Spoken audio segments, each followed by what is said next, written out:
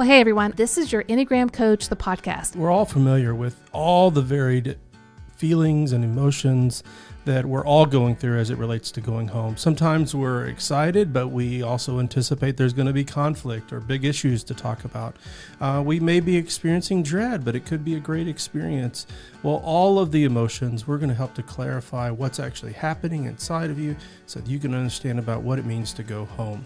We want to dive a little deeper into those feelings and give you some tools to work through so that not only can you connect with your own heart, but connect with your family and maybe even your spouse and your own children in a deeper way than maybe you have in the past. Yeah, before we dive into our top Enneagram content for this particular episode, Bethy, I thought we'd talk a little bit about just our own experience of family and what that's been like over the years. Beth and I have been married 26 years now. Mm-hmm. What was I like going home? Wow. Well, we didn't. You just threw that right on my lap. It's like, and you asked a 9. I feel like a deer in the headlights. Well, okay, let me think. What were you like when you went home? Or what were you surprised about in going home that, in relating to me about going home? Well, the one thing that is always kind of forefront and paramount when going home to Dallas is everyone wants to see you. I don't believe that's true, but Beth has observed over the years that my dad loves to throw these big gatherings whenever I come home. And it's true, whenever I went to the University of Kansas to play football, my mom said, "You're going to marry a Kansas girl and never come home." And she was right. I remember asking Beth, like, "Hey, could we get married like in Oklahoma?" And she's like, "Hell no." But that to say, do you notice that I'm a different person whenever I'm at home? I would say probably the one thing that I do observe when you go home is 2 things. Either you're like super fun and you're wanting to do all the fun things, or you're super chill, like sit in the lazy boy and watch TV with the rest of the family and like, let's not do anything. Yeah. Well, I can remember very early on, we would spend time with Beth's parents. I mean, we were still in college. We didn't have any money. So we'd go into Kansas City and they would inevitably take us out to dinner or whatever, and we'd spend time with them. But, it was interesting being with Beth because whereas she was attuned to me, I found that whenever she was around her parents, that she was very attuned to them and their emotions, feelings, and thoughts. And at times, those kind of things kind of rubbed against each other. One of the interesting things that I can remember about going home is that early on in marriage, I was comfortable with having an argument with you in front of your parents. Yeah, no. And I don't know exactly how I would imagine it went through your parents to your brother, but I remember your brother asking you, like, is everything okay because Jeff and Beth fight so much? Well, yeah, because in my household, you don't fight. No one ever fights. Yeah. There was never an argument right. whatsoever. So it was like, what is this? And of course, being a 9, I was like, I didn't want that either. But you were much more authentic and real and, that counterphobic 6, like saying what needs to be said. I've been so provocative with your appropriate parents. Yes. Like, it's not healthy either. It's not good at all. But not only is that provocativeness a part of me, but how else in recent years, because we've talked about this frequently, what do I act like whenever I'm around your parents now? Quiet. Very quiet. Very quiet, very, I don't know if the word's disengaged. I'm not disassociated. That may be the word that you're looking for, but I am certainly disengaged. Yeah, I guess that's right. You're not disassociated. You're disengaged. Yeah. And why don't you tell everyone what's your interpretation of what's going on? I'm left alone. I'm left alone to figure what everyone's going to do. What are we going to eat? Are we all just going to sit around? Are we actually going to do something? And usually that's hard because one, as a 9, I'm thinking through everyone's likes and preferences, which usually knocks out everyone else's likes and preferences. So it's like, well, I guess we won't do anything.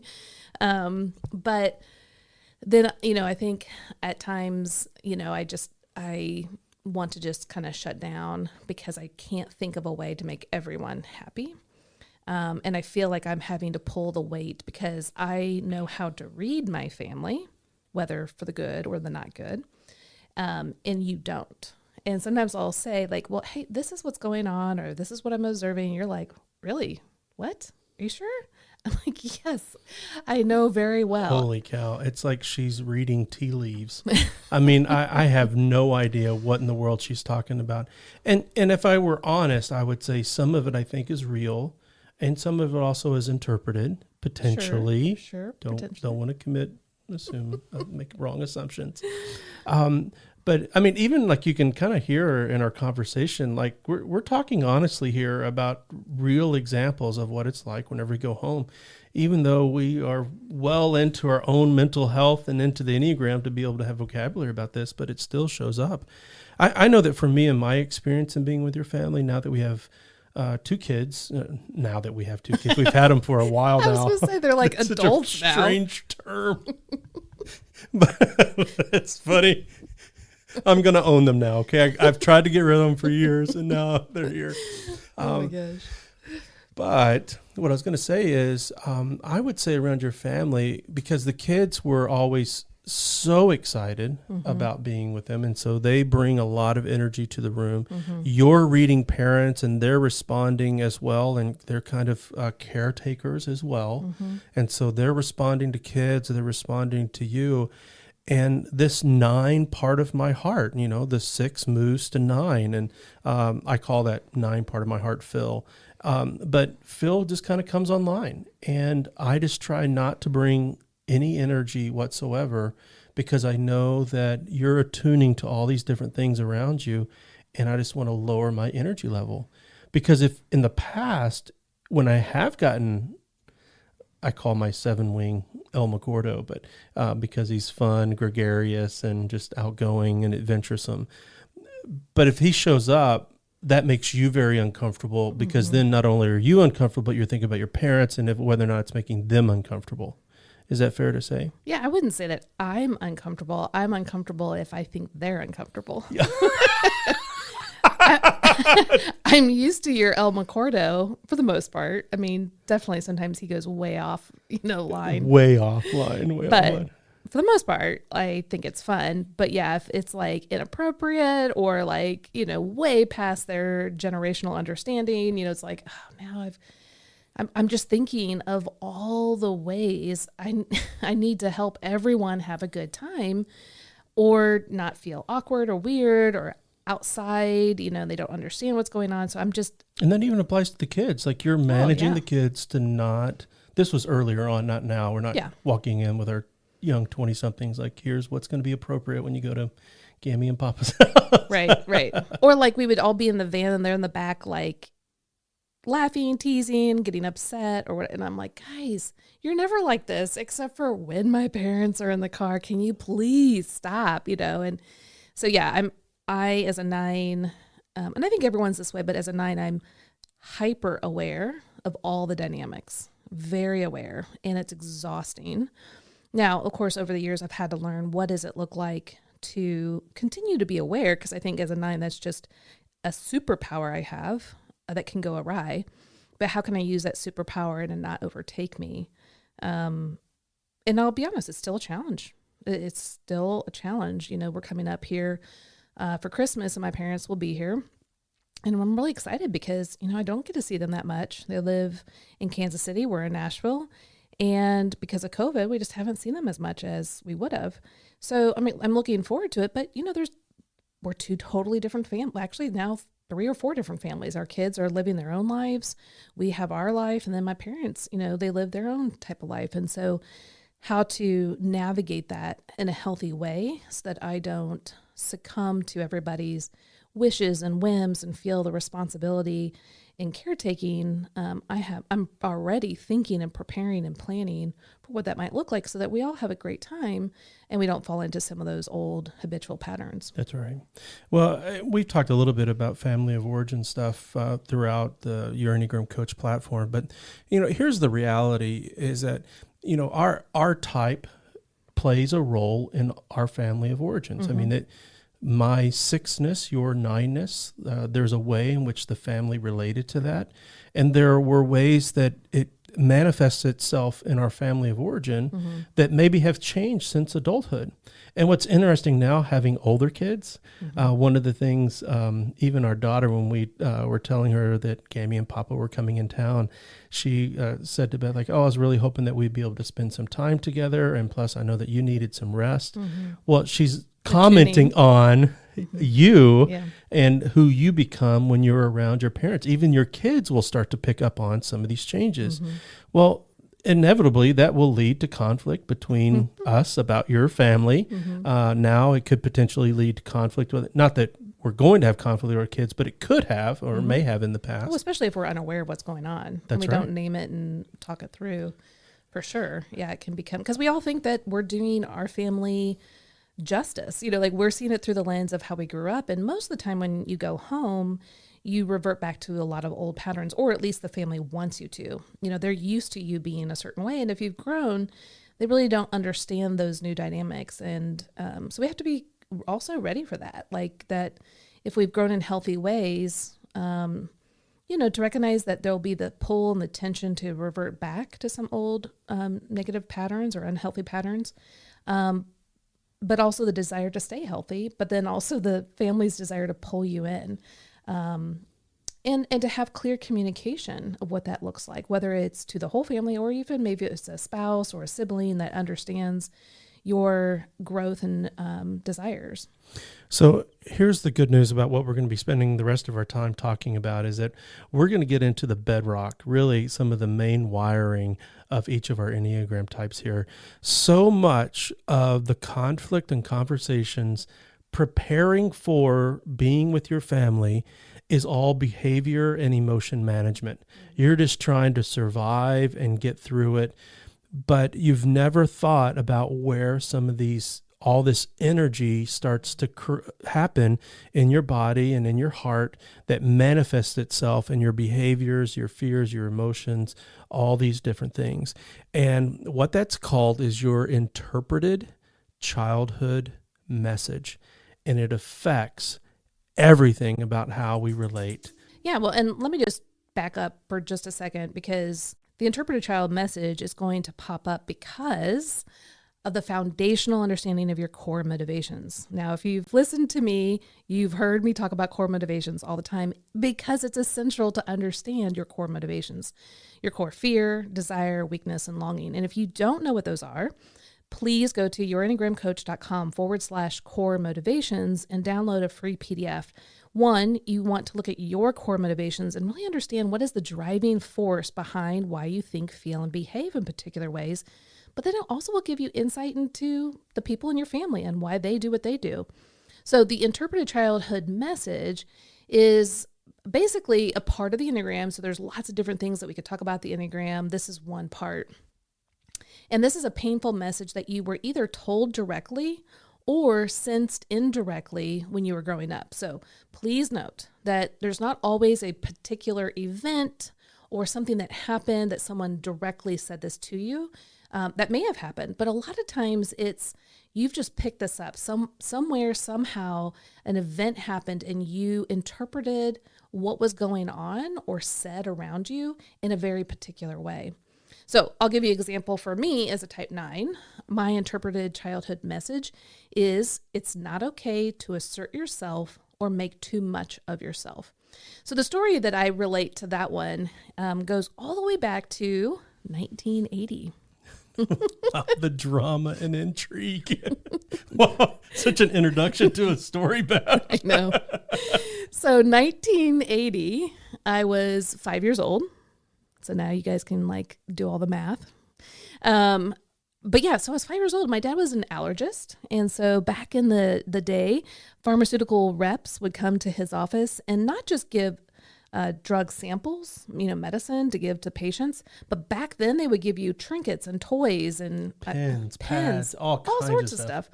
So this one, I do remember going to your home and getting Zyrtec pens because they were like really cool looking pens, and I would use them in college. Yeah, that's true. And they worked good. And they were free. They were free. And we were poor. But yeah, so my dad from the pharmaceutical, company gave him these little address books. They were blue. And I was actually searching on Google the other day to see if I couldn't find them. Oh, sure. And I couldn't. But anyway, they were blue and they fit in your shirt pocket. So they were pretty small, real thin. And the original iPhone. Yeah, exactly. My dad still uses that. Yeah, that's right. But on the side, I think it said like 1980 and like this real 80s font. And then I think somewhere it had like the drug's name. But anyway, so real small, real thin, just paper. No one really wants this. Let's just be honest. But I was 5 years old and I thought, okay, I have 12 of these. What am I going to do with them? And then I had this brilliant idea that I was going to go from house to house in the neighborhood and sell them for 5 cents. Because of course, who doesn't want an address book, right? Especially this fancy one for 5 cents. And so I had this brilliant idea. So I go to my neighbors across the street and I'm sure they gave me 5 cents and they kind of giggled. And, I went to the next house and I'm thinking, and I did this like 3 times and I'm thinking, I am killing it. Like, look at me. I mean, I can't, if Nate or Libby were to walk around selling something door to door at 5 years old, like that, even just that in itself is kind of crazy. But the fact that you're this entrepreneurial heart that would take decades before it really shone, here you are living your best life, selling these. Can you imagine how many pieces of gum you could get at 5 cents? Especially back then. So I did that like 3 times. And then my mom opened the door and she saw me and I think she could kind of tell what I was doing. And she called me home and I came home and, of course I'm thinking, yeah, I'm killing it. I'm going to show her how awesome I've been. And my mom was very kind, but she just said in her very 6 responsible, appropriate viewpoint of life is, Beth, we do not do that. That is inappropriate. You need to go back and give the money back to our neighbors. We don't sell things like that to our neighbors. See, as a counterphobic 6, I would have affirmed it like that is amazing. Like you overcome so much fear and just went out there and did it. Well, that's why I said like my phobic mom's heart at the time, is probably moving into that 3 space where she's thinking, what are the neighbors going to think, of this girl going around selling really cheap address books that nobody wants. Were they calendars or address books? No, they were address books. Address books, yeah. Okay. And and so I'm sure she felt a little bit of embarrassment. Oh, yeah. Plus, you don't really go around selling stuff in the neighborhood unless it's like for fundraisers. So this is really good because what emotions do you think you were feeling at the time? Maybe you remember, maybe you don't. But when she said that? Yeah. Oh, total shame. Total shame. Like, I just thought, how did I put myself out there and do something that brought possible shame or upset my mom or upset my family or did something wrong? Like, even at 5 years old, like you have a sense that the family has an image that you are partly responsible for maintaining. Yeah. And like I said, my mom isn't a person who heaps on shame or gets really upset. Like, she was just telling me her viewpoint. She was coaching you as a 6 parent on how to be a 6. Yeah, this is inappropriate. This is not what we do. And so, from the interpreted childhood message for the 9 is it's not okay to assert yourself or think much of yourself. That's all I heard. Even though she didn't say it, she probably never meant it to land on my heart that way. That is the record player that plays in the type 9's mind. So that is how I perceived it. And that's how I took it into myself. And then I lived that out. So I really, from that moment on, was like, I can't assert myself unless I get the okay from people. I want to make sure everyone's okay. No one's upset. I'm not going to create any kind of conflict or any waves, and definitely don't make much of myself. But again, it saddens me for lots of different reasons. But one thing that saddens me is, like, that's not what my mom was trying to instill in me. Like, that's not what the whole message was, but that's how I interpret it. And that's why it's important, the word interpreted childhood message. Other people will hear in other books, wounded childhood message, but that comes across as if someone purposely wounded you. Now, sometimes it is. Sometimes these messages are directly told to people, and that is wounding. But like in my instance, it wasn't intended to wound. It was intended to teach, intended to help. But I heard it, and it hurt me, and it changed the trajectory of how I saw life. So I think that's why I like to tell people my stories, because it's not always a very specific, direct point. So let me jump into all 9 types so people can hear theirs and really kind of just think through, like, was there a specific event that happened? Did someone directly say this to me in one form or another? And one way to get to this place is, one, think of when you've experienced it recently, and then to start thinking about the emotions or the circumstances and see if that leads you to earlier and earlier memories, to where, maybe over time, weeks, months, it may take you a year or so. So don't think that this is an immediate thing, but to find sort of its origin story, because even the same story at 5 years old, I have stories as well of when, as a type 6, I felt like I've got myself in a situation, and when the reality is that I was a little kid and I had no choice but to be in that situation. But I developed a way of interpreting life that I can't trust myself. So just it takes time, but uncover that origin, because then you start to realize as an adult, like, wait a minute, why did I bring that thought to the situation? Well, and we're still living it out today. That's right. We are. So like for me, even though I started your Enneagram coach, it took me decades to get there, to get over this message. And it's still a message I have to wrestle with every day, showing up, making, my viewpoints, my presence heard, knowing that God has given me a message to deliver to people to help them. It's a daily battle to go, no, I can't assert myself. And I don't want to make much of myself, but I do want to make much of what God has done in and through me for his glory. So it is a daily wrestling. This isn't like a one and done thing. So it is good to observe, like you said, how is it affecting you today? But then also look back, and when were those moments that you saw it popping up when you were a child?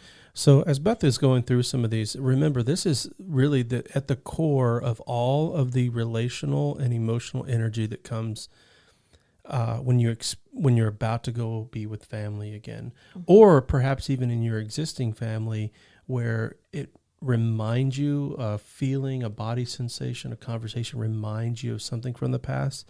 It's this message that's coming online, and that creates all the core motivations to start getting activated and all the behaviors that come with it. So Bethany, why don't you go through all 9? Okay. Type 1s, you either directly heard or thought you heard that it is not okay to be wrong or to make mistakes. Type 2s, you either heard or thought you heard that it is not okay to have your own needs. Type 3s, you either heard or thought you heard that it is not okay to have your own feelings and identity. Type 4s, you heard or thought you heard that it is not okay to be too much and not enough. Type 5s, you heard or thought you heard that it is not okay to be too comfortable in the world. Type 6s, you heard or thought you heard that it is not okay to trust or depend on yourself. Type 7s, you heard or thought you heard that it is not okay to depend on others for anything. Type 8s, you either heard or thought you heard that it is not okay to trust or to be vulnerable with anyone. And type 9s, you either heard or thought you heard that it is not okay to assert yourself or think too much of yourself. Man, so these are really profound insights into each of the 9 types. And so realize that it takes time to come to rest and to recognize that this is a principle that we've been seeing the world through for our entire lives. And so whenever you are having a conversation with your spouse, be sure to adopt a posture of curiosity. You can't fix this. And if you just storm through the front door and start trying to talk about it, there's going to be resistance, because this is a very, very tender part of our lives. Why? Because we have, it is like a lens that we have viewed life through our entire lives. And it's a lens that has limitations. There's no way that this principle is not true. We have lived this out. It's shaped decisions that we've made all throughout our lives. And so to untangle from that is going to take time and a lot of patience.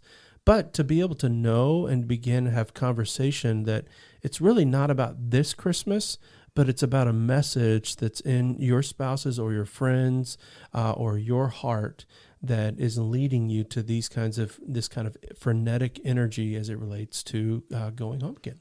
Yeah. And I think also we want to recognize that this message is going to pop up from time to time, and definitely when you're not expecting it.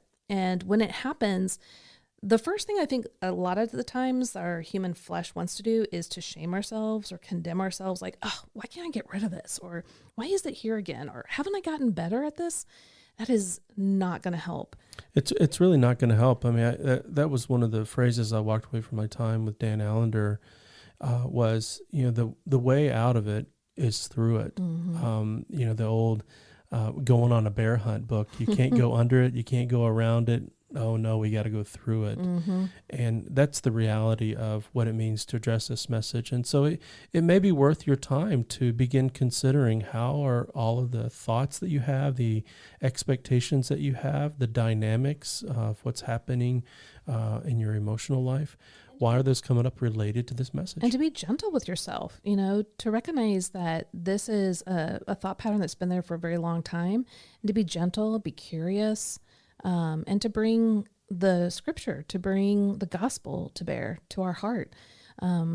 Jesus comes to us with love and care and tenderness. And so we can be in the midst of these hard memories and it not overtake us. I mean, you just saying that, it brings to mind all of those scenes where Jesus is moving towards hurting women. Right. And he doesn't do so harshly, but he gets to these core beliefs about mm-hmm. something that they believe about themselves or about God. Mm-hmm. And this is a very special moment that you can have to spend some time reflecting, because Jesus has already answered what your heart is longing to hear. Right.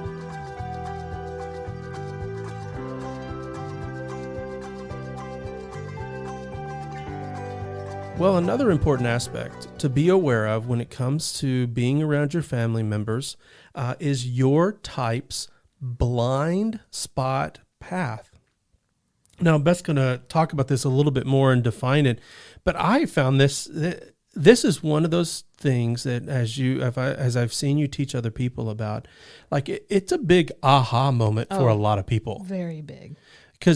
And this is one of those weird aspects of the Enneagram that it feels like people have been recording you. And like, how did you know that? Because that's very secret. Right. But what do you think it is that people are so surprised it's a blind spot. So they don't really realize how much it's a part of their story and how much it affects their life. Understand this, particularly as it relates to whether you're talking with a spouse or you're talking with a friend. It is a blind spot. It is a blind spot. And so they don't see it. Like there is a way in which we, I don't know if it's that we're not cognizant of it, but we enter into a way of being and we don't even see that it's happening. Right. But until someone else, like if you bring your boyfriend or girlfriend home, or maybe you bring a friend over, and they're like, "What? Who were you?" Whenever we walked into the room, well, the blind spot path actually speaks to it. So, Beth, why don't you give us a definition of what is the blind spot path? Yeah. So, I took a course with Russ Hudson from the Enneagram Institute on the lines and arrows, and he actually called this the security point. But for me, it got really confusing when I was training people, because security point for some other teachers is the path of growth, and because you're secure. Well, that's not what this meant. So we changed the terminology. When you look at the lines and arrows, we talk about stress path. So usually people are very familiar with the stress path. Like for a 9, when you're under stress, you can take on some of the unhealthy aspects of type 6. And when you're growing, so the growth path is when you take on the healthy attributes of the type 3. Most people that have looked into the Enneagram are very familiar with your stress path and your growth path. Well, there's 2 more paths. Now, there's still the same lines, but there's 2 more paths. So with the path that you normally go in growth, you can actually go down that path, take on the characteristics of the type that you're connected to in less healthy ways around your family. So for type 9, that means that you can become more like a type 3? Yes, in the average to unhealthy ways around the home. And again, this is a blind spot path because you don't even realize that you're accessing this. And for the most part, it's like you don't even, like, I would never do the less healthy type 3 things in normal public, like just around everyday people or even like coworkers, because I mean, even the way that you show likenesses to 3, it's very private. Like you're not a very boastful person, but like there are some very kind of I'm proud of myself comments that she'll make with the family. With the family. Yes, exactly. And so, and one thing I want to say is that this isn't so much that your blind spot path means you're bad, you're doing something wrong. Really, actually, we need to go in the growth path, which is the healthy side of the same type, but that feels uncomfortable or weird sometimes. And this is kind of like, it's kind of coming out sideways. And so we're trying to get our needs met, but in a way that's less healthy. And so we want to recognize that because it can alert us and wake us up to, well, what is it that I'm needing? And why am I trying to get it accomplished in this less healthy way? How can I change the trajectory in the path and do it from a more healthy perspective? So, because it's the same type. So type 3, I go towards type 3 when I'm actually growing, just in everyday circumstances. Okay, so that's great. But at the family level, I need to also bring that level of health into the family life. But sometimes I don't because it feels so hard. So keep this in mind too. So just as we went through the interpreted childhood message, realize that once that message has been activated, then that gets all the other core motivations going. Mm-hmm. And this is a way of addressing the anxiety of having those motivations and that message activated. Mm-hmm. And so again, we have to treat this with kindness. This isn't, oh, you're doing that again. That's your blind spot path. That's using the Enneagram as a sword. Mm-hmm. And nor do we want to use it to defend ourselves in our behavior, our unhealthy behaviors. And so just remember to treat this with kindness. Mm-hmm. But Beth, and to illustrate this, why don't you tell us another story about how your blind spot path shows up? Oh, sure. Focus on me, yeah. No. Okay. So as a type 9, like I said, my blind spot path is moving to type 3, the admirable achiever.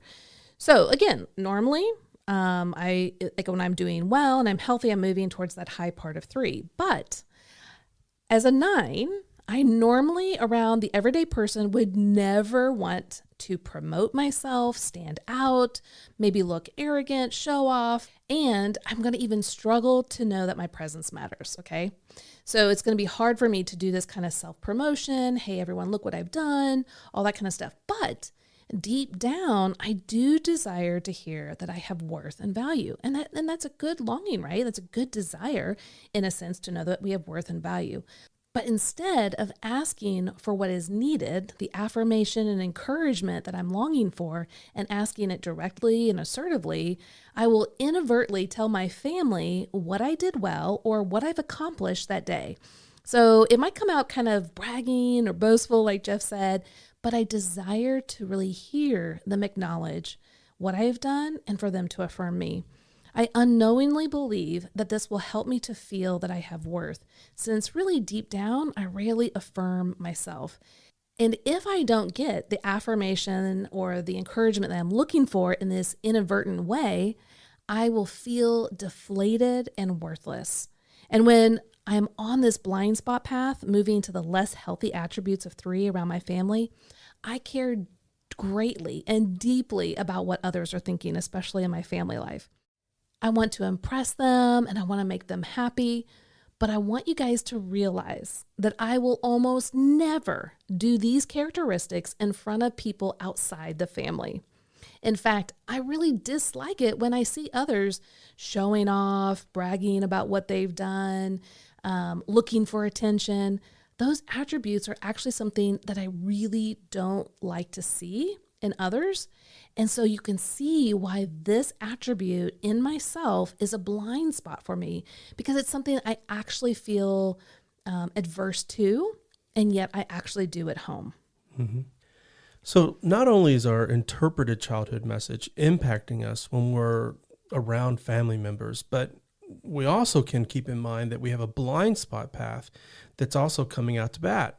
No wonder why we struggle so much whenever we're going to be around family for the holidays. So Beth, why don't you take us through each of the blind spots for each of the Enneagram types? All right. You guys buckled in, ready for this? All right. So when you're around your family, maybe a best friend, maybe.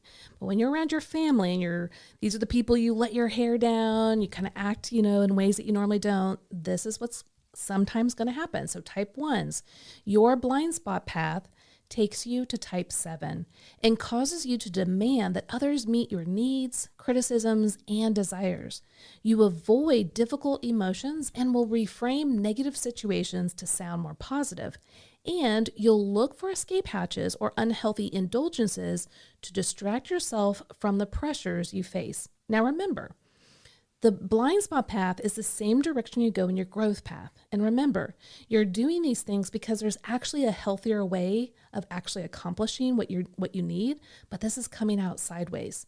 So you just, instead of shaming yourself and looking at yourself for what's happening, ask yourself curious questions of what is it that you really need and how can you obtain that in a healthier way. Type 2s, your blind spot path takes you to type 4.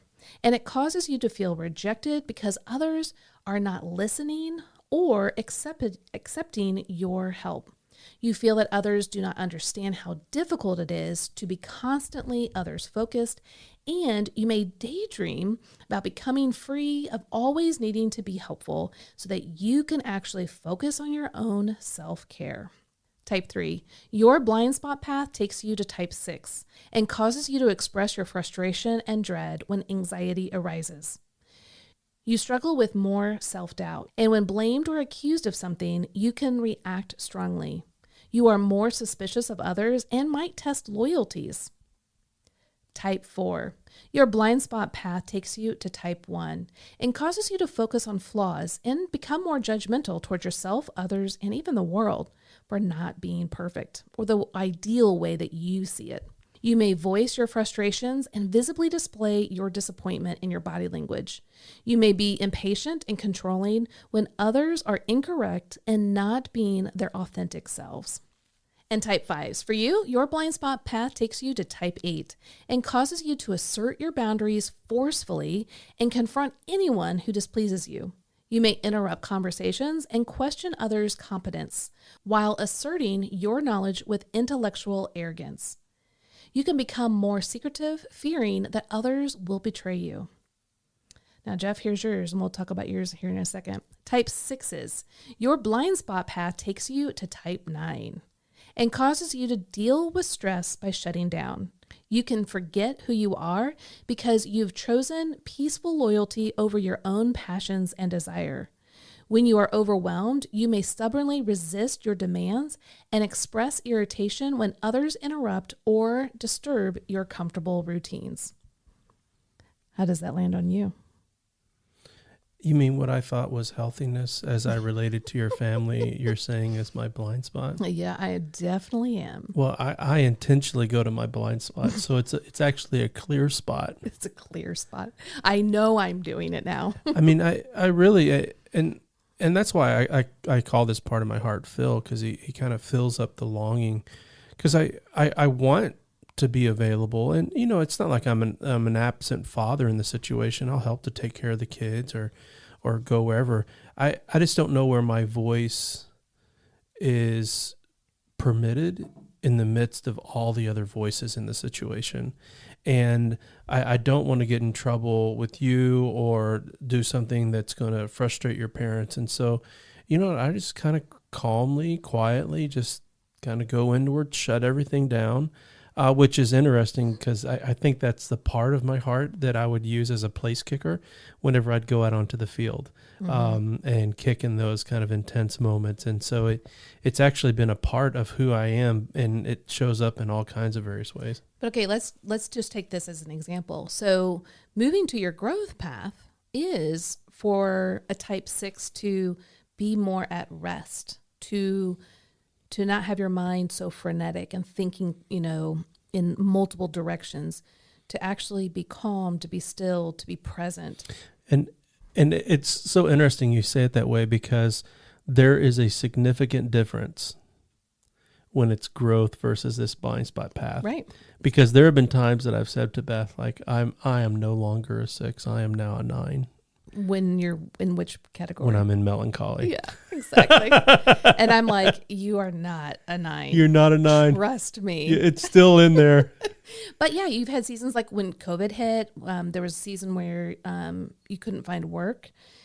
During those seasons when you were at home a lot and there wasn't much to do, you really kind of sunk into that type 9 space. And you really felt like you were a type 9. When you see me in that space, how do you feel?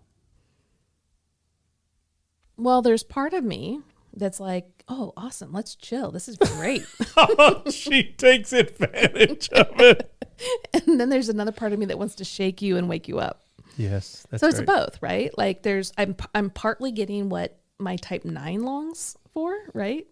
And then the other part of me is like, but no, I want Jeff. Like I married Jeff, so it's a both, Ann. Yeah, there's a lot of ambivalence with me. Yes.